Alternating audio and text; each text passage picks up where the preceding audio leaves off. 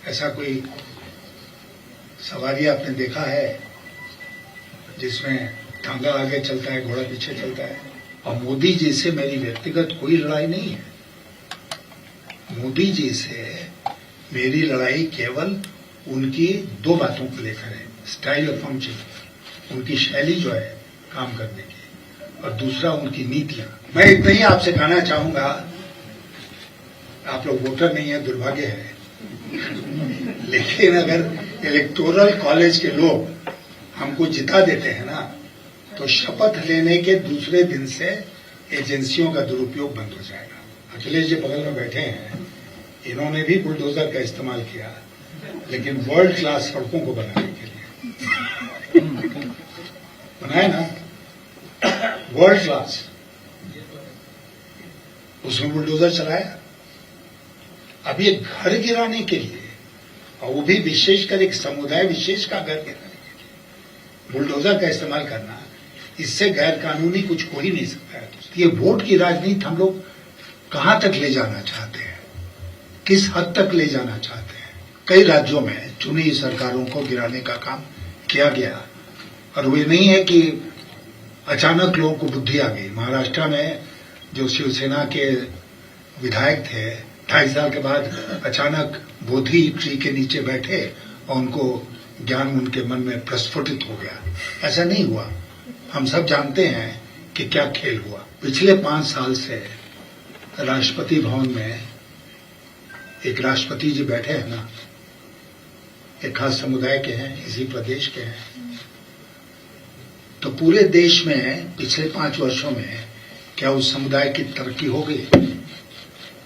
कोई ऐसा विशेष काम हुआ सरकार में जिसे कहा जाए कि अनुसूचित जात के लोगों के लिए इतना बढ़िया काम हो गया?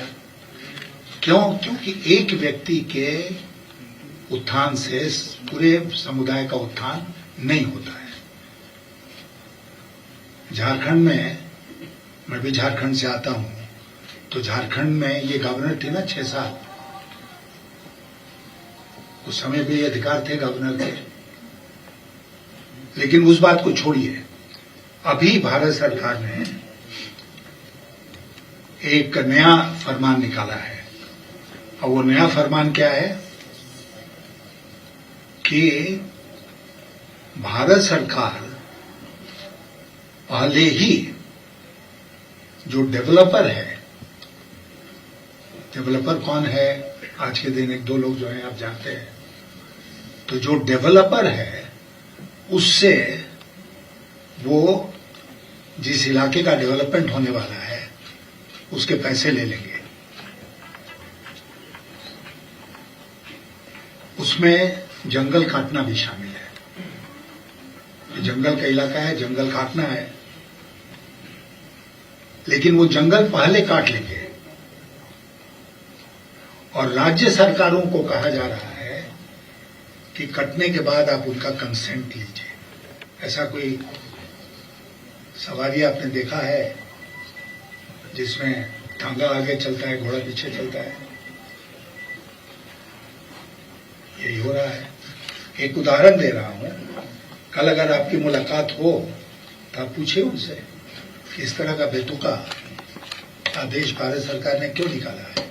और इसमें चूंकि अनुसूचित जनजाति के अधिकारों का हनन होगा, कि जंगल में प्राय वही लोग रहते हैं, तो वो बताएं कि वो कैसे रोकेंगे इसको। कि वीपी सिंह जी की सरकार जब बनी थी तो मैं राष्ट्रपति भवन से वापस आ गया, क्योंकि मैंने देखा कि मुझे वो राज्य मंत्री बना गए थे। ऐसा कोई दूसरा उदाहरण आपके मन में है? जानते हैं कोई दूसरा उदाहरण? 5 साल पहले मैंने आईएएस की नौकरी छोड़ी थी, joint secretary government of India के पद से। अब 5 साल के बाद मैं minister of state government of India बन रहा था, नहीं बना। बन सकता था ना, तो ऑफर था, केवल शपथ लेने की देर थी। तो ये जो सवाल पूछते हैं जो लोग, 2014 में मैंने स्वयं तय किया कि मैं लोकसभा का चुनाव नहीं लड़ूंगा। और मेरे साथियों से पूछिए आप कि जो पॉपुलर चुनाव लड़ता है, जनप्रतिनिधि बनता है, आज उसकी क्या हालत है।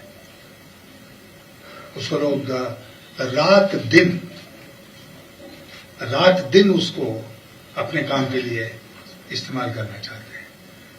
मैं एक ऐसे एज में पहुंचा जहां मुझे लगा कि मैं नहीं कर सकता हूं, एक पूरे लोकसभा को संभालना मेरे बस की बात नहीं है। तो मैंने बहुत मिन्नत की पार्टी से कि मुझे मत टिकट दो इस बार, और कभी राजनाथ सिंह जी आएंगे ना आपके शहर में तो उनसे पूछ लीजिएगा कि क्या उन्होंने इलेक्शन कमेटी की मीटिंग से फोन करके हमको नहीं कहा था कि इलेक्शन कमेटी चाहती है यशवंत जी का एक अंतिम चुनाव इस बार लड़ लीजिए। और मैंने जोर देके उनको कहा कि मैं नहीं लड़ना चाहता हूं। तो ये कहां से बात आ गई कि मैं 2014 में मुझे टिकट नहीं मिला, ऐसी की तैसी। मैंने खुद नहीं चाहता था वो टिकट मिले। जब टिकट नहीं लिया तो फिर मंत्री कैसे बनता? भारत के संविधान में क्या कोई प्रावधान है कि बिना लोकसभा राज्यसभा में गया मंत्री बन जाएंगे 6 महीने से आगे तक के लिए? मैंने जानबूझ के सर उसको छोड़ा। और मोदी जी से मेरी व्यक्तिगत कोई लड़ाई नहीं है।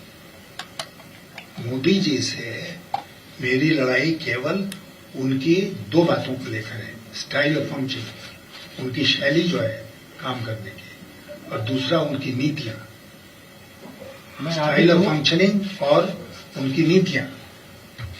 अभी आप लोग हमसे सवाल नहीं पूछेंगे क्योंकि बात 6 साल पुरानी हो गई। नोटबंदी हुआ था ना इस देश में, कोई याद करता है नोटबंदी को?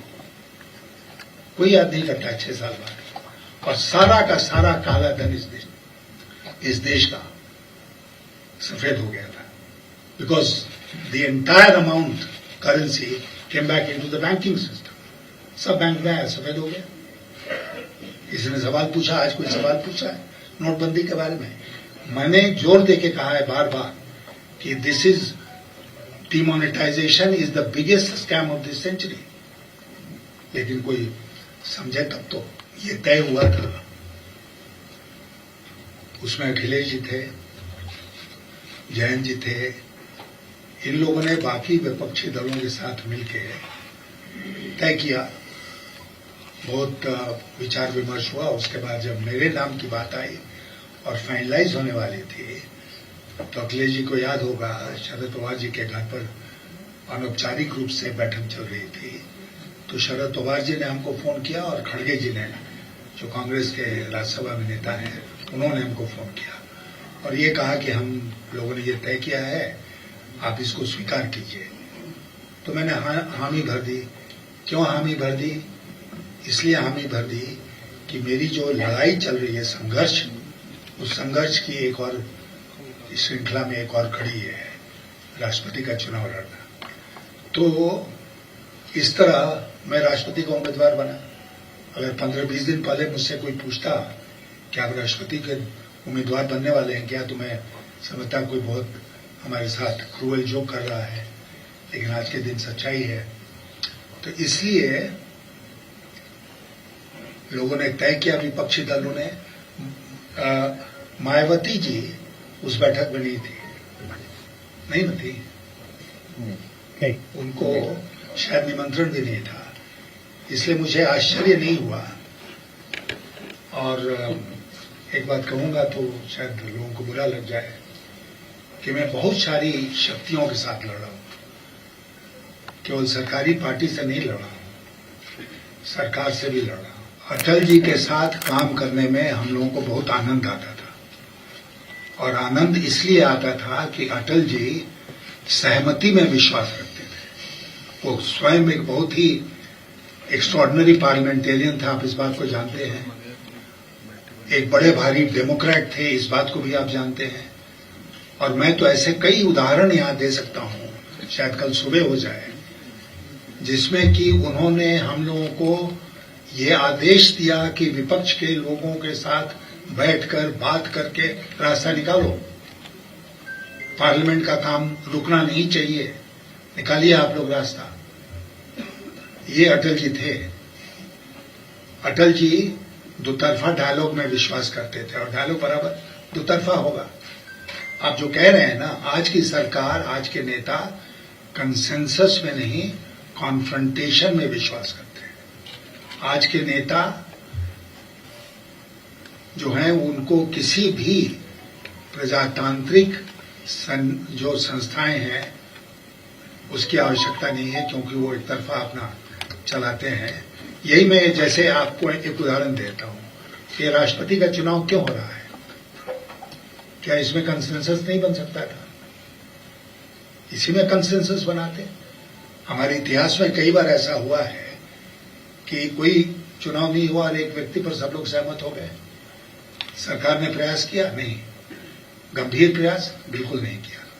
इसलिए नहीं किया क्योंकि उनको विपक्ष की जरूरत ही नहीं है। विपक्ष भी आप जानते हैं कि प्रजातंत्र में उतना ही महत्व रखता है जितना सरकार रखती है।